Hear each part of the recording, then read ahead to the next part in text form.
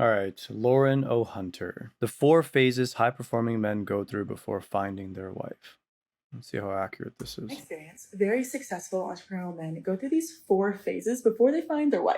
First one is usually either in the very beginning stages of their entrepreneurial journey when they're starting to make a lot of money and feeling really good about themselves. I just want to point out that for her, the beginning stages of their entrepreneurial journey is when they start making a lot of money. I'm sorry to tell you, but in reality, the beginning stages of any entrepreneurial journey start at zero.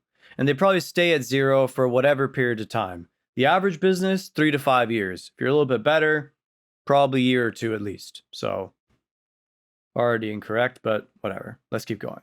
Or just early on in life, and I call this the F-boy stage.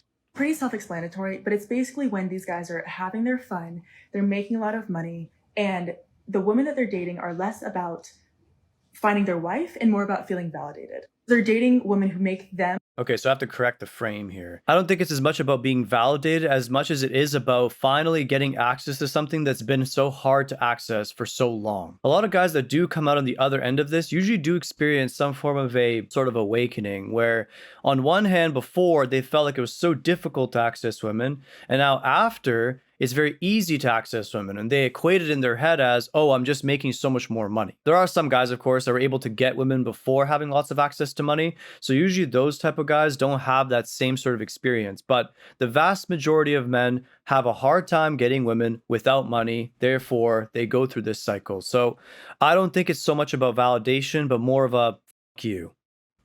Let's keep going. Feel really good about all of the money that they're making, but they know that these girls are not going to be the ones that they're going to end up marrying.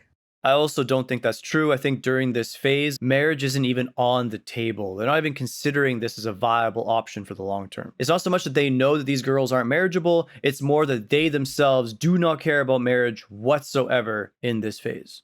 The next stage is monk mode, and this is the complete opposite of F-boy stage. This is where these men are like, okay, I've had my fun, this is kind of exhausting, and I'm kind of ready to find my wife, but not quite ready to enter the commitment stage. I'm just gonna go into monk mode. I'm gonna focus on my business, make that money, grow my business, and I'll date in a few years. Stage either lasts a few months or it lasts a few years before you enter the baby bird stage. Okay, so there probably is some truth to monk mode, but typically it's not in the sequence as she suggested. Okay, so at this point, I might as well get into the actual cycle of what it means to be entrepreneurial and be successful and all this stuff, because her perspective of this is purely observational on her end, and she considers the first stage making money. This is the actual cycle. You start out completely broke. If you had a girlfriend going into the pursuit, the overwhelming majority of the time, you lose that girlfriend because you just don't make enough money. You're pretty much forced into entering a scarcity mode as you're pursuing the unknown. It's entirely natural, of course, as you build up the foundation of the business. Keep in mind, of course, the cycle I'm giving you is a guy that's essentially starting from zero, not a guy that has some sort of handout or a blueprint given to him, because if he has those things, he can kind of bypass some of these steps a little bit quicker. For the vast majority of guys, of course, they have to start from zero because they don't have anybody else that's going to give them some sort of a free handout to help them along the path. Now, during the early phases, this is usually where monk mode has to kick in, simply because you don't have the resources to go out and spend money and grind volume and go on dinner dates and all these types of things. Taking girls on constant dinner dates costs a lot of money. The vast majority of guys have zero game or very poor game, so they need to rely on their money and dinner dates just to have that opportunity to consistently date the girl. This is why monk mode in this particular case is so useful. You rid yourself of the non-mandatory expense early on in your business when you're still trying to figure out all of the systems. It's at this point that you finally have access to some money that you can use for yourself, and this is where women usually find their way back into your life. It's at this phase, which I would call phase 2 or 3, awareness sets in, and now they're doing exactly what she says guys are doing at phase 2. After this phase is over, there's only 2 paths that guys can take. Path 1 is the standard marriage path, and a lot of guys will just buy into this because it's easier, it's more socially acceptable, or they need it for political reasons, for status, for stability, whatever it may be. And then of course there's the other less walked path, which is the path of sort of having everything, permanently being sort of single but not, maybe having a girl, maybe having kids with her, but maybe having other girls at the same time.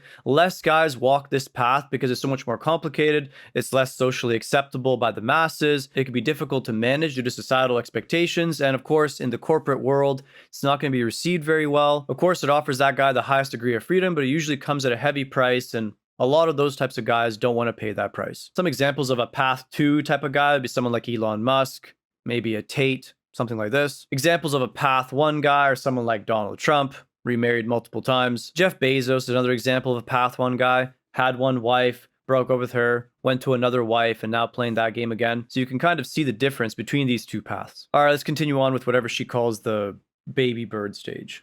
Baby bird stage is you've grinded, you've worked, you've been head down for a few months or a few years, and you're ready to start finding your person.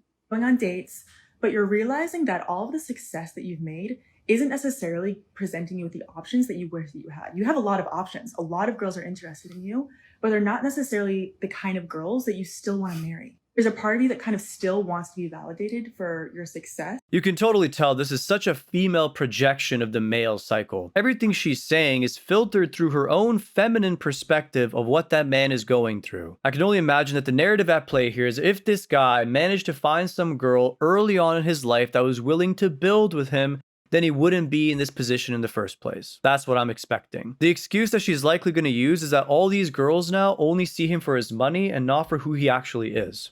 Appreciated for that. And so the girls that you're attracting don't necessarily respect you, they kind of adore you. This is the current stage that a lot of my matchmaking clients are in. And what tends to happen is that you're in baby bird stage and you're in monk mode. You kind of oscillate between the two because you get exhausted from dating. And so you're like, okay, I'm going to go back, I'm going to grind, I'm going to work on myself, I'm going to improve in XYZ areas, and then I'll re-enter the dating pool. What could these guys possibly be exhausted from? Not finding the perfect woman? She's never going to exist. You're never going to find the perfect woman that loves you unconditionally. That's the only thing I could see a guy potentially getting exhausted from, but that's only because of his ideology, not because of the woman. Let's keep going. You re-enter the dating pool, it's exhausting, you're dating the same kind of woman, you can't find a woman of substance, who's beautiful, who doesn't complain when you're not texting back immediately, or you're working too long, so you go back into monk mode, and just the cycle repeats. Being in the baby bird stage is exhausting. And so that is why the men that I work with hire me. It leads them to the husband. Nice little pitch, of course. You're the ultimate answer. The vast majority of guys that hire you are probably extremely feminine or want to date you, and there's no in between. Talk about buying into a fantasy. Holy shit. The husband stage is the men who have realized that entering a relationship with a woman is not about finding a woman who just is convenient or is the easiest option or makes you feel really good about yourself. It is entering a relationship with a woman who feels really, really good to continue choosing, and a woman who you respect. Where you realize that relationships... Translation, a woman that's going to challenge you. I can only imagine how much these hyper feminine successful men really want to challenge. On that front, she's probably right. Unfortunately, what a lot of people don't realize is a lot of hyper-successful men today are extremely feminine, chasing a woman that does not exist, that will never satisfy him. You guys need man training, not masculine women that are going to challenge you. The last thing you guys need is a mommy at home that's going to put you through an arbitrary maze so you can feel like a good boy when completing the maze that she set up for you. Giant mistake, guys. This is how you lose respect over time and how you get half your stuff taken away from you. Honestly. Are not easy. You might have known that, but this is the stage where you're actually ready to do the work required to build a legacy. Here we go. This is the stage that every man who wants to get married is wanting to be in. Now, if this is you and you're stuck between baby bird stage and monk mode stage, schedule a call with me. The link is in my bio, and we can talk about what it looks like to work together. The sad part is, of course, a lot of guys are going to fall for this. She's pretty and has mom energy, which is exactly what these overgrown man children need anyways. If you like this video, like and subscribe. If you need that man training I was referring to, don't forget to check my links in the description below.